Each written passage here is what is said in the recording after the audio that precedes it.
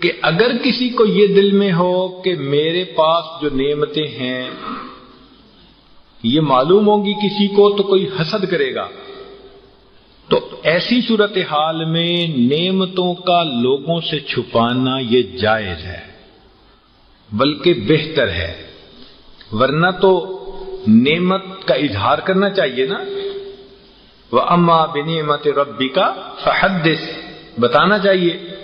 لیکن جب دل میں یہ بات ہو کہ اس نعمت کے اظہار سے لوگ حسد کریں گے، ان کی نظر مجھے لگ سکتی ہے، تو ایسی صورتحال میں نعمت کا چھپانا یہ اعلیٰ ہے۔ دوسرا، نظر بد سے بچنے کے لیے تدبیر کرنا یہ شرعاً جائز ہے۔ تدبیر کیسے؟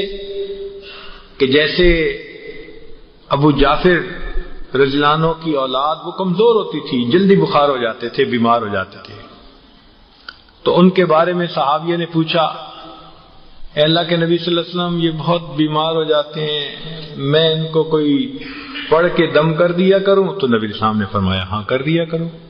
تو نبی علیہ السلام نے حدیث مبارکہ میں کچھ پڑھ کے کلمات، قرآن کی آیات ہوں یا حدیث کی دعائیں ہوں، تو دم کرنا اس کو بھی آپ نے جائز فرمایا۔ ایک اور صورت ہے کہ اگر نظر لگے جس کی وہ قریب ہو تو اسے بتا دینا بھی بہتر ہے۔ ہم نے دیکھا ہے چھوٹے بچوں کو کئی دفعہ ماں کی نظر لگ جاتی ہے، باپ کی نظر لگ جاتی ہے، تعجب سے دیکھتے ہیں، بچے پیارے ہوتے ہیں، پھول کی طرح ہوتے ہیں، تو اپنوں کی نظر لگ جاتی ہے۔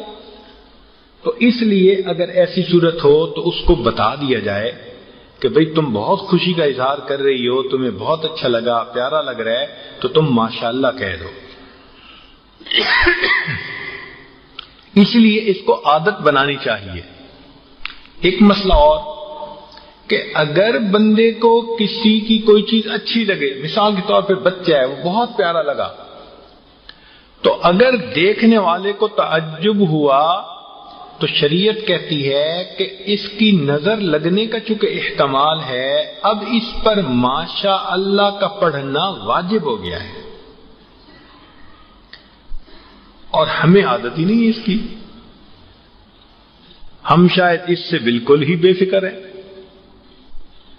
تو یہ الفاظ ہر وقت یاد ہونے چاہیے۔ کسی کا گھر دیکھ کے اچھا لگا، کسی کا لباس اچھا لگا، کسی کی شخصیت اچھی لگی، بچہ اچھا لگا، کوئی نعمت کسی کو ملی اچھی لگی، تو ماشاء اللہ اور بارک اللہ، یہ دو الفاظ کثرت کے ساتھ استعمال کرنے چاہیے۔ اور آخری چیز کہ جس طرح نظر لگ سکتی ہے، اب اس کو اللہ تعالیٰ اگر چاہیں تو وہ محفوظ بھی فرما سکتے ہیں بندے کو، تو نظر پر بھروسہ نہیں بلکہ اللہ کی ذات پر بھروسہ کرنا چاہیے اور مدد اس سے مانگنی چاہیے۔ ساری دنیا مل جائے نقصان دینے کے لیے، نقصان نہیں دے سکتی جب تک اللہ تعالیٰ نہ چاہے، اور ساری دنیا مل جائے نفع پہنچانے کے لیے اور اللہ تعالیٰ نہ چاہے تو دنیا نفع نہیں پہنچا سکتی۔ قلم بند ہو چکا اور تقدیر کا لکھا خشک ہو چکا، مقدر میں جو ہے وہ تو طے ہو چکا۔ تو اس لیے نظر ہے بھی برحق، بچنے کی کوششیں اعمال بھی کرنے چاہیے، مگر گھبرانا بھی نہیں چاہیے کہ نفع نقصان ہوتا اللہ کے ہاتھ میں ہے، نظر اللہ کی ذات پر رکھنی چاہیے۔ اب یہاں پر ایک چیز اور بھی ہے کہ آخر اس نظر لگنے کا کیا علاج؟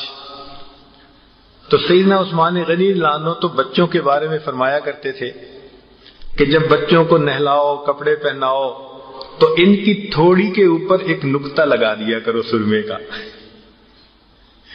تو تھوڑی کے اوپر ایک نقطہ لگا دو، تو یہ بھی سیدنا عثمان غنی رضی اللہ تعالیٰ عنہ کا یہ عمل ہے جو لکھا گیا۔ نبی علیہ الصلوۃ والسلام نے کچھ دعائیں بتائی ہیں جن کو انسان اگر پڑھ لے تو پھر اللہ رب العزت محفوظ فرماتے ہیں. ایک دعا ہے اعوذ بکلمات اللہ التامۃ من شر ما خلق، یہ دعا بھی یاد کر لینی چاہیے. ایک دعا اور ہے اعوذ بکلمات اللہ التامۃ من کل شیطان وحامۃ ومن کل عین لامۃ.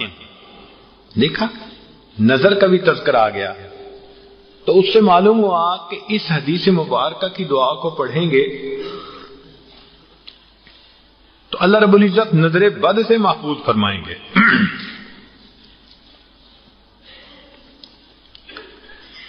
جو معوذتین ہیں قل اعوذ برب الفلق اور قل اعوذ برب الناس، یہ دونوں پڑھنے بھی فائدہ دیتے ہیں. ہمارے حضرت رحمت اللہ علیہ حفاظت کا ایک حصار بتایا کرتے تھے جس کو روزانہ دن میں ایک مرتبہ اور رات میں ایک مرتبہ کر لینا چاہیے کہ اول آخر انسان درود شریف پڑھے، درمیان میں سورہ فاتحہ، آیت الکرسی اور آخری 4 کل، ان کو پڑھ کے تو اپنے گرد بچوں کے گرد حصار بنا دے. حضرت فرماتے تھے کہ موت کے سوا اس بندے کو کوئی مصیبت نہیں آ سکتی. بلکہ ایک دن تو حضرت نے مجھے یہ بات فرمائی کہ ہمارے بعض مشائخ نے اس حصار کو پڑھ کر مرنے والے جو فوت ہونے والے لوگ تھے ان پر حصار کیا. اللہ نے اس عمل سے ان کے قبر کے عذاب کو اس رات کے لیے معاف فرما دیا.